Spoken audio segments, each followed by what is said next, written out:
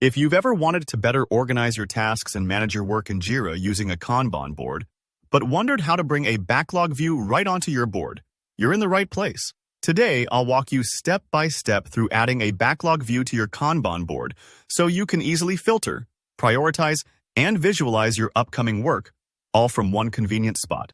By the end of this tutorial, you'll not only know exactly how to set this up, but you'll also have a clearer workflow that will keep your projects running smoothly. Let's jump straight in. Now, for this demo, I'm starting with a Kanban board, but don't worry if your workspace looks a little different. You can actually do this in any Jira space that uses boards. The important thing is that you have a board set up where you track your work items. Imagine this board as your digital workbench. It's where you can see everything that's in progress, but sometimes it helps to have that waiting area, a backlog, where you can park tasks that aren't quite ready for the main flow yet.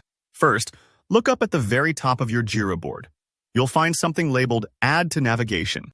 This sometimes gets overlooked, but it's a powerful tool, kind of like adding shortcuts to your browser for all your favorite sites. By adding items to your navigation, you make it much faster and easier to jump back to essential views while you're working instead of clicking around and getting lost. Now, go ahead and click Add to Navigation. When you do, a little menu pops up with different options you can add to your sidebar or main navigation area within Jira. Right here, you're looking for the Backlog option. Selecting this tells Jira that you want to create a backlog view for your board. It's a bit like creating a separate waiting line for your tasks. Anything you're not ready to work on just yet can hang out here until you're ready to tackle it. Once you've selected Backlog, just click Add to Navigation. At this point, you might notice that nothing looks dramatically different at first. Don't worry. What you've done is added an entry to your navigation that opens up a backlog view whenever you need. It may take a few moments for Jira to set things up depending on your project size and internet connection, so be patient if you don't see the backlog instantly.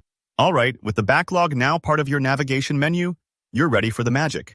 This is where you can start adding your work items to the backlog. Just like before, you can create new issues, add user stories, or park any ideas you have that need to be fleshed out later. Think of the backlog as a holding pen. Anything that's not immediately actionable but shouldn't be forgotten lives here. And when you're ready to promote an item to active work, simply drag it over to your Kanban board. It's that seamless. And that's really all there is to it. By taking a few moments to add the backlog view, you give yourself a much clearer picture of what's coming up and what you're currently focused on. It's a small step that delivers a big boost to your workflow clarity and team communication.